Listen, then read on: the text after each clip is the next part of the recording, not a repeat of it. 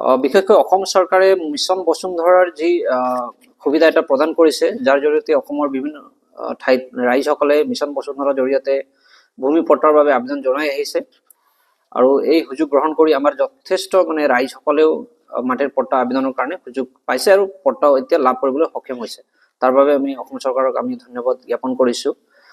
তাৰ সমান্তৰালকৈ মালিনীপুৰ গাঁও পঞ্চায়ত আৰু চিলাচুটি গাঁও পঞ্চায়তৰ বহুকেইখন গাঁওসমূহ এতিয়াও মানে চাৰ্ভে নোহোৱাৰ বাবে এই ব্যক্তিসকলে ভূমি পট্টাৰ বাবে আবেদন জনাব পৰা নাই। আমি বিভিন্ন সময়ত বিভাগীয় কৰ্তৃপক্ষ হওক, আমাৰ উপায়ুক্ত মহোদয়, আমাৰ চক্ৰ বিষয়াসকলকো আমি আবেদন জনাই আহিছিলো যে বসুন্ধৰা 1তো তেওঁলোকে সেই একে ধৰণৰ কথা ক'লে যে বসুন্ধৰা যদি দ্বিতীয় আহে তেতিয়াহ'লে আমি তেওঁলোকক মাটি পট্টা আবেদনৰ বাবে আমি সুযোগ প্ৰদান কৰিম। কিন্তু বসুন্ধৰা 2.0তো সেই একে ধৰণৰ কথা তেওঁলোকে ক'লে যে মাটি আমি চাৰ্ভেৰ ব্যৱস্থা কৰিম আৰু বসুন্ধৰা 3ৰ আগে আগে আমি পট্টা আবেদনৰ বাবে আমি ব্যৱস্থা গ্ৰহণ কৰিম। কিন্তু এতিয়া 31 ডিচেম্বৰৰ লাষ্ট ডেট আছিলে, সেইটো ইতিমধ্যে পাৰ হৈ গৈছে আৰু আমি জনাত আকৌ 10 জানুৱাৰীলৈকে তেওঁলোকে সময়সীমা এটা দিছে, সেইটো পাৰ হওঁ। বিশেষকৈ আমি যেতিয়া আবেদন জনাওঁ তেতিয়া তেওঁলোকে চাৰ্ভে কৰিম বুলি কয়, কিন্তু বিভিন্ন ধৰণৰ অজুহাত দেখুৱায়। বিশেষকৈ অসম অৰুণাচলৰ সীমাৰ বিবাদ দেখুৱায়, বিভিন্ন ধৰণৰ কথা কৈ তেওঁলোকে চাৰ্ভে কৰিব পৰা নাই ধৰণৰ তেওঁলোকে বক্তব্য প্ৰদান কৰিছে।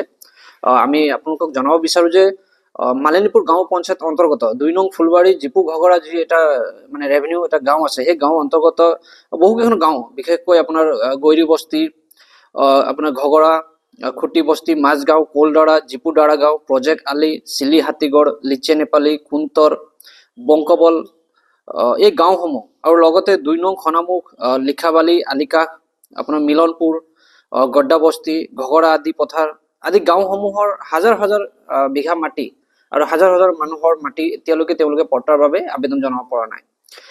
আকৌ চিলাচুটি গাঁও পঞ্চায়ততো সেই একে অৱস্থা, তাতো চিলি ব্ৰিজবাৰী, চিলা ব্ৰহ্মপুৰ, নলবাৰী গাঁৱৰ ৰাইজসকলেও মাটি পট্টা আবেদন জনাব পৰা নাই। এতিয়া তাত আমি যেতিয়া তেওঁলোকৰ ওচৰত যাওঁ, আপোনাৰ উপায়ুক্ত মহোদয় হওক বা বিভাগীয় কৰ্তৃপক্ষ, তেওঁলোকে এই সীমা বিবাদৰ কথা কয়, কিন্তু আমি দেখাত যি অৰুণাচলী গাঁও আছে, এই গাঁৱৰ পৰা প্ৰায় 5-6 কিলোমিটাৰ দূৰৈত থকা এই গাঁওসমূহৰ মানে গাঁওসমূহৰ এই মাটিখিনি এতিয়ালৈকে চাৰ্ভে কৰা নাই।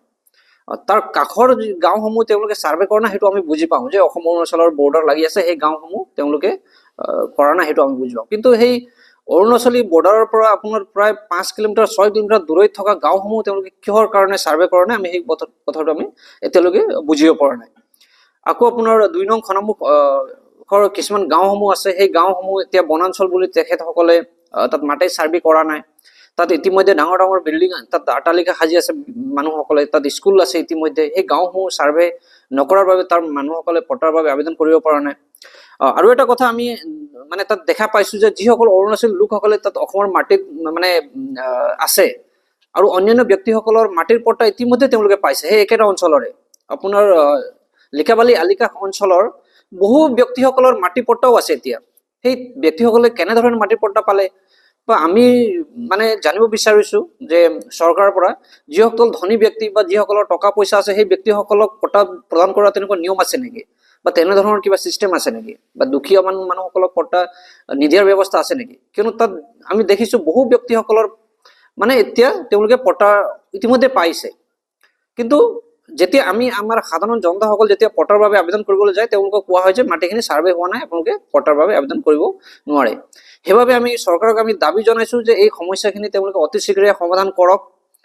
আহি থকা পঞ্চায়ত ইলেকশ্যনৰ আগে আগে এই বিষয়সমূহ তেওঁলোকে যদি সমাধান নকৰে, ইয়াৰ প্ৰভাৱ নিশ্চয় পঞ্চায়ত ইলেকশ্যনত পৰিব। ৰাইজসকল যথেষ্ট ক্ষুভিত হৈ আছে।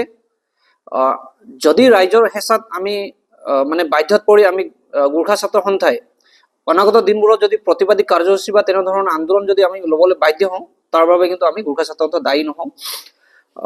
অনাগত দিনবোৰত গোৰ্খা ছাত্ৰ সন্থাই ৰাইজৰ সহযোগত আমি তীব্ৰ গণতান্ত্ৰিক আন্দোলন আমি গঢ়ি তুলিম যদি এই সমস্যাসমূহ সমাধান নকৰে। কিয়নো সেই ব্যক্তিসকল তাত যুগ যুগ ধৰি বসবাস কৰি আহিছে। বহু ব্যক্তিসকলে তাত এই হাবি বননি তেওঁলোকে চাফা কৰি জংঘল কাটি তেওঁলোকে এই মাটিখিনি উলাই লৈছে। তাত এনেকুৱা নহয় যে বাহিৰৰ পৰা নতুন মানুহ আহি তাত বসবাস কৰি সেই মাটিখিনি মানে কিবা কৰি লৈছে, অধিগ্ৰহণ কৰি লৈছে, তেনেকুৱাও নহয়। তাত থকা মানুহখিনি বহুত পুৰণি মানুহ। সেই ব্যক্তিসকলে তাত হাবি জংঘল চাফা কৰি মানে মাটি উলিয়াই বসবাস কৰি থকা ব্যক্তিসকল আছে, বহু পুৰণা কাগজ আছে তাত। যেতিয়া আমাৰ উপায়ুক্ত মহোদয়ৰ লগত আমাৰ আলোচনা হৈছিলে তাত আমি গোটেই ডকুমেণ্টছখিনি আমি ছাবমিট কৰিছিলোঁ তাত। তেওঁলোকে আমাক আশ্বাস প্ৰদান কৰিছিলে যে অতি শীঘ্ৰে তাত ছাৰ্ভে হ'ব আৰু সেই মাটিখিনি আমি পট্টা প্ৰদানৰ ব্যৱস্থা কৰিম। কিন্তু এতিয়া বসুন্ধৰা 3 যেতিয়া উকলি গ'ল, এতিয়াও কিন্তু ছাৰ্ভে নকৰাৰ বাবে আমি মানে ৰাইজসকলে যথেষ্ট ক্ষোভিত হৈ আছে। সেয়ে আমি চৰকাৰক আমি আহ্বান জনাইছোঁ যে তেওঁলোকে এই সময়সীমা যোনটো বান্ধি দিছে মিছন বসুন্ধৰাৰ, সেই সময়সীমা আৰু বৃদ্ধি কৰক আৰু এই মাটি ছাৰ্ভে কৰাৰ ব্যৱস্থা গ্ৰহণ কৰক। ছাৰ্ভে কৰাৰ পিছত তেওঁলোকে পট্টা দিয়াৰ ব্যৱস্থা গ্ৰহণ কৰিব বুলি আমি চৰকাৰক আমি দাবী জনাই। তাত অসম চৰকাৰে পট্টা প্ৰদান কৰি আহিছে আৰু বহু অৰুণাচলী লোকসকলে তেওঁলোকে পট্টা পাই আছে, মানে অসমৰ তেনেধৰণৰ প্ৰমাণো আমাৰ ওচৰত আছে। তাত বহু ব্যক্তিসকলে মানে এতিয়াও অসম চৰকাৰৰ পট্টা মানে লাভ কৰি আছে। সেই বিষয়টো আমি ইতিমধ্যে আমাৰ উপায়ুক্ত মহোদয়ক আমি অৱগত কৰিছিলোঁ যে তাত বহু ব্যক্তিসকলে আপোনালোকে পট্টা লাভ কৰিছে। সেই ব্যক্তিসকলক আপোনালোকে তদন্ত কৰক, তেওঁলোকে কেনেধৰণে পট্টা পালে। যদি তাত পট্টা প্ৰদানৰ ব্যৱস্থাই নাই তেতিয়াহ'লে ব্যক্তিসকলে কি ধৰণে পট্টা তেওঁলোকে পালে, এই বস্তু আমি ইতিমধ্যে আমি অভিযোগ দিছোঁ আমাৰ উপায়ুক্ত মহোদয়।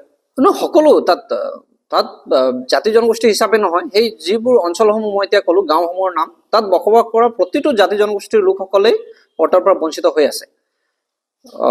অকল তাত অৰুণাচলী লোকসকলে তেওঁলোকে পট্টা মানে ইতিমধ্যে লাভ কৰা বুলি আমি তাত কিছুমান প্ৰমাণো আছে আমাৰ লগত। যিকোনো খবৰৰ বাবে যোগাযোগ কৰক 7099017330 লগতে 7099017110 নম্বৰত।